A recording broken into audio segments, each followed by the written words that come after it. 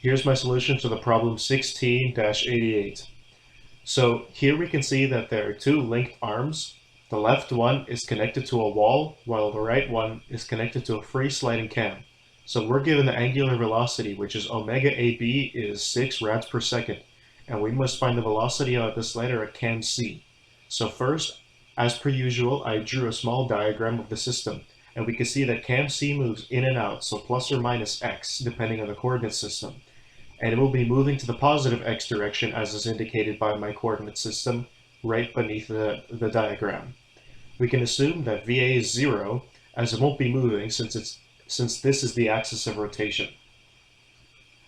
So this means that since A and B are on the same rigid body, that VB is equal to VA plus omega AB cross product with RBA.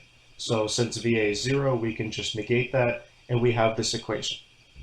So then I will use the vector ij method to find the RBA.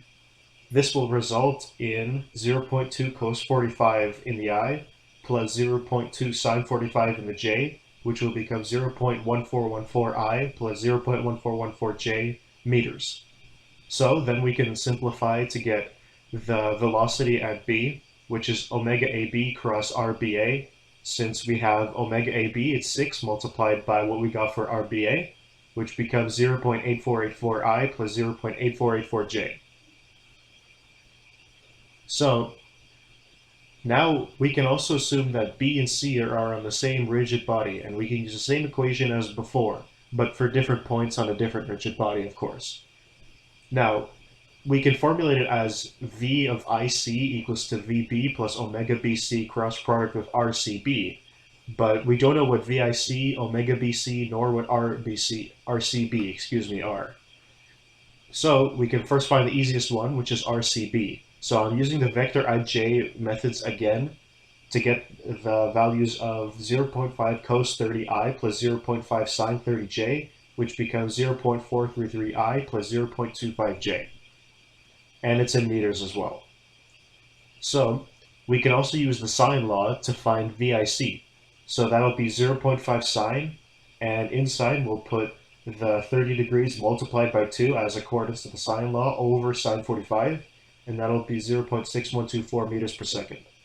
So then we could plug in all those values over here and rearrange for omega BC, which after doing all the algebra will become 1.96 rads per second.